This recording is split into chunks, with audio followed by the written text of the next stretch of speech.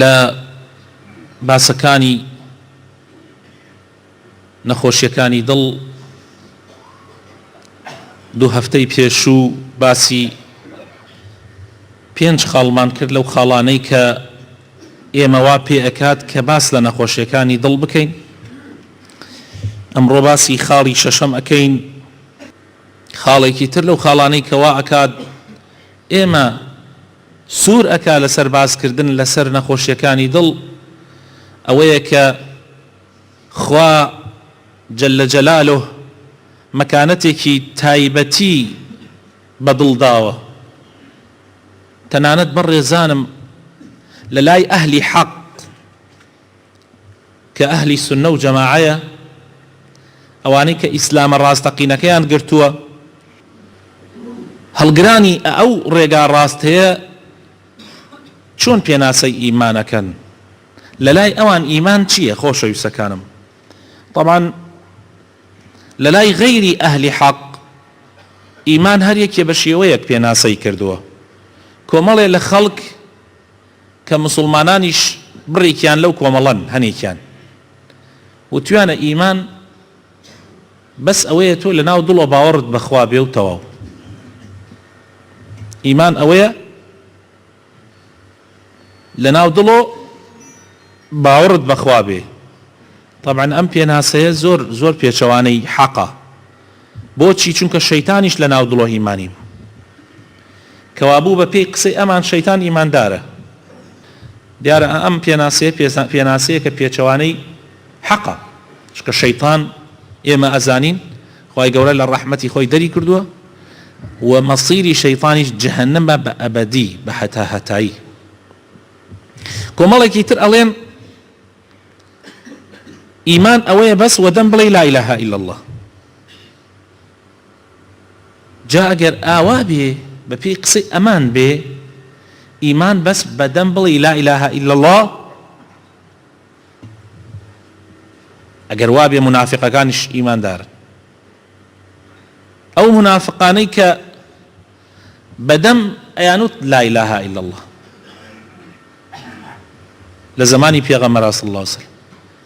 بەڵام ناو دڵیان پڕ لە بۆگە نییە. ئەهاتن لەگەڵ پێغەمبەر صلی الله عليه وسلم لە ڕیز یەکەم نوێژیانە کرد،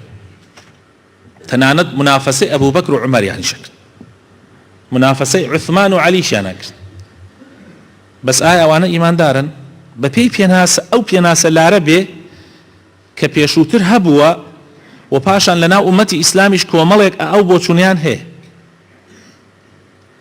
و لەناو کوردەواری خۆشمانە خەڵکێک هەیە هەر باوەڕی بەوەش هەیە لا یەزال، هەروە ئەزانێ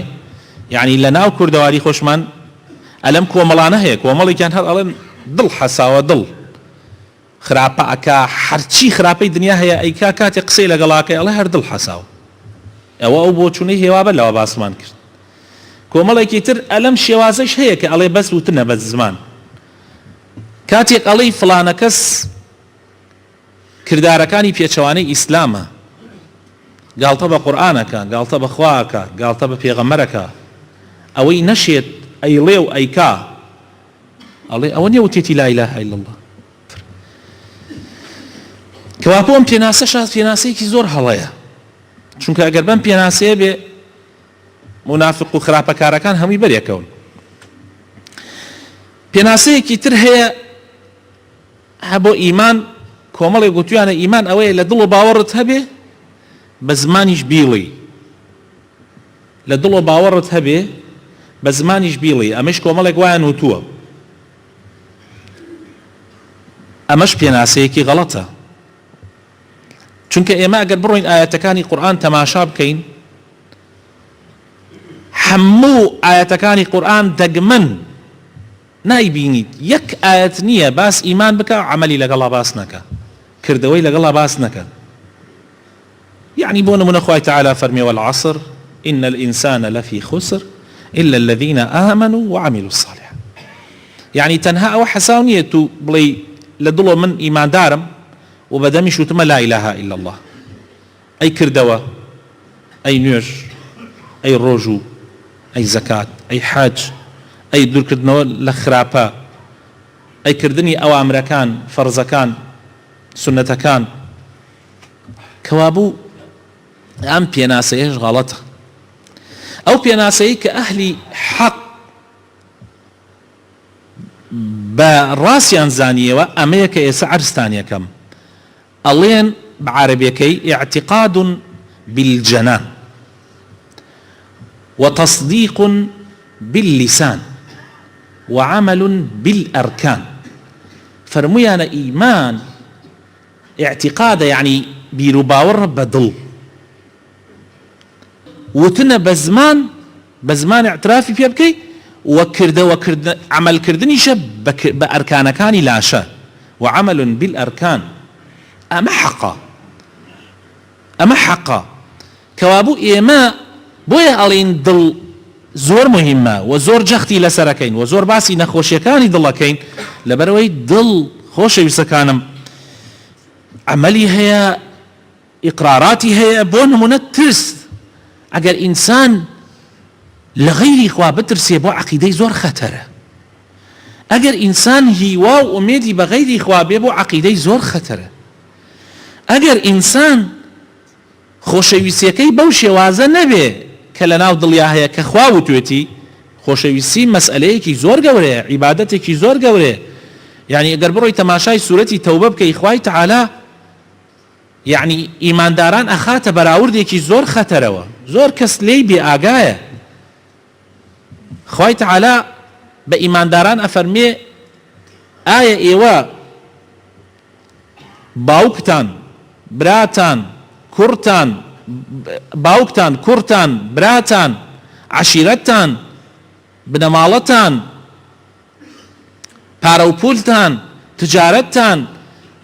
مۆزەفیەتیەکەتان دائیرەتان هەموو ئەو شتانەی کە هەتانە ئایا ئەوەتان خۆشەوێ یا خواتان خۆشەوێ یا خوا و پێغەمبەرەکەیتان خۆشەوێ یعنی بەراوردێکی زۆر یعنی مەسئلەی خۆشەویستی عیبادەتە خۆشەویستەکانم یعنی ئەبێت تۆ لە ناو دڵتا هەر ڕۆژێ لە ڕۆژان ئەم شتانە کەوتە لا لەگەڵ خۆشەویستی خوایە ئەبێت تۆ خۆشەویستی خوا بەی بەسەر ئەوانەیە یعنی هەر کاتێ ڕۆژێ لە ڕۆژان خۆشەویستی خوا بوو بە دژ یەکێک لەمانە ئەبێ خۆشەویستیەکەی خوا هەڵبژێری ئەگینا تۆ ئیماندارێکی تەواو نیت بۆیە مەسئلەی محەبەت زۆر گرنگە کە شتێکە لە ناو دڵی شایە کەس نایزانێ زۆر مەسائلەکان پەیوەندی بە دڵەوە هەیە لەبەرەوە خۆشەویستەکانم زۆر گرنگە ئینسانی مسلمان دڵی خۆی پاک کاتەوە خاوێنی کاتەوە چونکە ئەگەر وانە بێ بەشێک گەورەی ڕوکنی ئیمانت لەقا بێ لەوانەیە خوا پەنامان بدە یعنی ئەگەر دڵت هەر دڵت کامل دۆڕاند یعنی نەخۆشی تەواو زاڵ بووە سەر دڵتا دوور نییە بتکا بە منافق دوور نییە بتکا بە دووڕوو یعنی چۆن ئەبی ئینسان ئەبێ بە دووڕوو یعنی مەسەلەن وای پێ بێ هەموو کار و کردەوەکانی لەبەر خاتر خەڵک بکە بۆ نمونە دێ بۆ نوێژی جمعە لەبەرەوەی خەڵک دوای خەڵڵۆبەیەکە یعنی دێ حرەکاتی نوێژەکە لەبەر چاو خەڵک بەڵام دڵی هیچ نییە لەگەڵ نوێژیە و زۆرێک لە خەڵک وان براینە ئەگەر خەڵک زۆربەی وان نەوێ باوەڕ بکە هەموو شتێک بەم شێوە نابێت کە ئێستا هەیە ئێبراینە هەر ئەم خەڵکە نییە ئێستا حال لە 12 مزگەوتی ئەم شارە من باس سمو دەکەم باز زۆر قولی نەکەینەوە بڵێن باز کوردستان باز عالم باز سمود 12 مزگەوتی هاتیایە 12 مزگەوت نوێژی جمعی تیاکرێ هەر مزگەوتی 1000 کەس ئەگرێ 12,000 کەس لەم شارە برا با 12 نەگرێ با دەبگرێ هەنێ مزگەوتی 500 بگرێ مەسەلەن یعنی 10,000 کەس لە شارێکی 40,000 10,000 دێ بۆ نوێژ 10,000 بەڵکو 15 و 20,000شی مناڵە هەر جمعیان لەسەر نییە بڕێکیشی ژنە نایە بۆ نوێژەکان لەسەری نییە فەرز نییە لەسەری کەوابوو ئەوەی کە نوێژ ناکا کشتی 2,000-3,000 کەسە ئەوەی کە جمعە ناکا و نوێژ ناکا و ئەمانە ناکا ئەم 10,000 چاک بن هەموو شتێک ناگۆڕێ هەموو شتەکان گشتی ئەگۆڕێ دائیرەمان ئەگۆڕێ بازارمان ئەگۆڕێ یعنی ئەخلاق ئیتر پێویستمان بە مرور نییە سەرجع دەکان چاکە بڵێ ئەمە وا بڕە ئیتر خۆی ئیماندار ئیمانەکەی چی پێڵێتەوە پێویست بە پۆلیس نییە یعنی ناڵێم هەر ناتەوێت بەس یعنی وات پێ دێت پۆلیس ئیتر کەس ناڕوا بەلای پۆلیس چونکە ئەگەر تۆ بەپێی شەرعی خوا بەپێی ئەوەی کە لە جمعە ABC عمل بکەی پێویست بە پۆلیس نییە پێویست بە حاکم نییە پێویست بە ئاسایش نییە پێویست بە زۆر چشت نامێنێت چونکە یعنی وەپێی ئەگەر وەپێی شەرع بڕۆی هەموو شتەکان کۆتایی پێدێ ئیمامی ئەبوبەکر کاتێ بوو بە خەلیفە عومەری کرد بە قازی بە حاکم کاتی ئیمامی عومەر بوو بە حاکم تا ساڵێ حاکم بوو 1 ساڵ دوای ساڵەکە ڕۆژێکیان ئەبوبەکر دانیشتو بوو بڕێ سەحابە لە دەوری بوون عومەریش هات فەرمووی ئەبوبەکر ئیتر من ئیشم تەواو فەرمووی بوو خوا نەخواست کەس عاجزی کردووە خوا نەخواست نوقسانیەک هەیە وتی نەوەڵڵا لەخوا بەزیاو بێ کەس عاجزی نەکردم کەس نوقسانی نە بەڵام کەس نایە بۆلام منی بۆ چییە یعنی من لە بینایەکە دانیشتوم کەس نایە محکەمە بکە کەس پێویستی بەوە نییە بێ بۆ لای من محکەمە بکە ئیتر چی پێویستێکەکە من هەر بەناو منتان داناوە سێکەم لا بەڕێزەکان سێ ئەو کۆمەڵگایەکەن چونکە ئەو کۆمەڵگایە کە ئەهات نوێژیە کرد ئەهات بۆ جمعە بە دڵی کرد بەڵام کۆمەڵگایەک ئەگەر کابرا دڵی لە لای نوێژ نەبێ بۆ ڕیا بۆ عادەت بۆ ئەوەی وەڵا خەڵق ئەچێ بۆ مزگەوت ئەمیش ئەچێ بۆ مزگەوت بۆ هەنێ مەسائیلی تر وەڵای قەت ئەوە دەرناچێت بۆیە ئیمان بەڕێزەکانم ئیمانی ئێمە پێشا دڵ محاسبەی دڵ دەکات دوای ئەوە دڵ ئەمجا زمان ئەمجا ئەندامەکانی لاشە ئیتر ئەگەر وا بێ بەرە من ناڵێم غەڵەت هەر ناکرێ یعنی جاری وا هەیە باشترین خەڵق تووشی غەڵەتە بێ سەحابەی پێغەمبەر صلی الله علیه وسلم لیان هەبووە لە زمانی پێغەمبەریشا غەڵەتی کردووە یعنی سەحابەیە کاتە خزمەتی پێغەمبەر صلی الله علیه وسلم لەناو ئەصحابەکانە وتی ئەی پێغەمبەری خوا من زینام کردووە حەدی شەرعم لەسەر تەطبیقە پێغەمبەر صلی الله علیه وسلم فەرمووی لا وا نییە لەوانەیە تۆ زینات نەکرد بێ احتیمال هەیە وات تێگەیشت بێت ئێوە زینایە لەوانەیە زینا نەبێ و بڕێک هێنی کرد و فەرمووی بڕۆ تی پێغەمبەری خوا من زینام کردووە پێغەمبەری خوا صلی الله علیه وسلم چەند جارێ محاولەی لەگەڵا کرد کە بڕۆ فەرمووی ئەی پێغەمبەری خوا من زینام کردووە پێغەمبەری خوا فەرمووی یەک دوو کەس بچن لە چی تۆ ناوت چییە وتی من ناوم ماعزە فەرمووی لە چی عەشیرەتێکی وتی لە عەشیرەتی بەنی سەلیمە فەرمووی پێغەمبەر صلی الله علیه وسلم بڕۆن پرسیاری بکەن بزان ئەم کابرا نەوەک شێت بێ نەوەک نوقسانیەکی بێ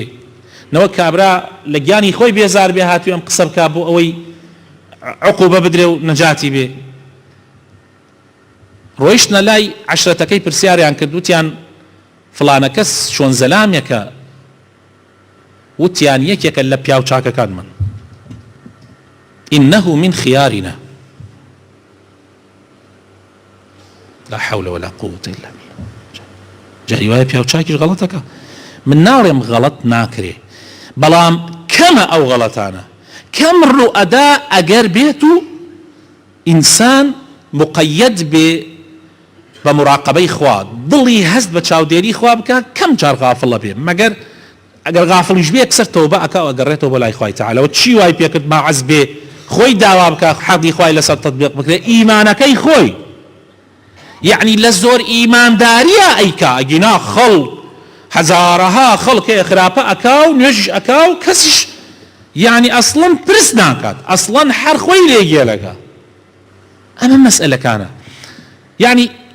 إيمان يكم جال دلو دس بيك دواي أو أمجا دلك أبي بقفتارو أمجا أبي بكرداريش بۆیە سەیرەکەی کە دڵ تێکچوو ئیتر پینە ناکرێ شتەکانی تر براینە کابرایەک دوو زەلام ئەبینی حە لە ناو مزگەوت ئەوێتە شەڕیان حە لە ناو مزگەوت جاری وایە لە ناو مزگەوت دوو کەس ئەوێتە شەڕی زۆر تەکید کە سەیرەکەی مەسائیلی دڵیان تێکچوو هە لە ناو مزگەوتە کە شەڕەکەی یعنی دڵ تێکچوو ئەگینا تۆ چۆن یعنی ئەگەر دڵت پاک بێ لە ناو مزگەوت تا چۆن شەڕەکەی یا لە دەرەوە یان سەیرەکەی زەلامێک لەگەڵ یەکێکا بینی لە مەسائلێکا تێکە چێ سەیرەکەی کیان گوێنەدا بە دایکی بە باوکی هەموو خراپەیەک ئەڵێ پێغەمبەری خوا صلی الله علیه وسلم ئەفەرمێ علاماتی منافق یەک ئەوەیە دوو ئەوەیە سێ ئەوەیە چوارەم ئەفەرمێ چییە ئەفەرمێ ئەگەر شەڕێکی کردیان بینی تێکچوو لەگەڵ یەکێکە دەست ئەکا بە جمێندان فەجر إذا خاصم فجر يعني چی علامەی منافق يعني دڵی گەردی تێکەوتووە هەر کەسێکتان بینی جوێنی دا يعني معناوێت تر پێویست ناکە ئیترەوە نیشانەیە کە دڵی تێک چووە کابرا نەخۆشی دڵی هەیە ئیتر پێویست ناکە بڕوا سەمامەکەی بگۆڕێ نازانم قەستەرە بکە نازانم چی بکە نە قەستەرەی تایبەتی خۆی هەیە مەوزوعەکە مەوزوع سەمامێکی تر تێک چووە کە بە دکتۆرەکانی ئینچار ناکرێت بە دکتۆرەکانی مستەشفا و ئەوانە پێویستی بە دکتۆرێکی تایبەتی دڵ هەیە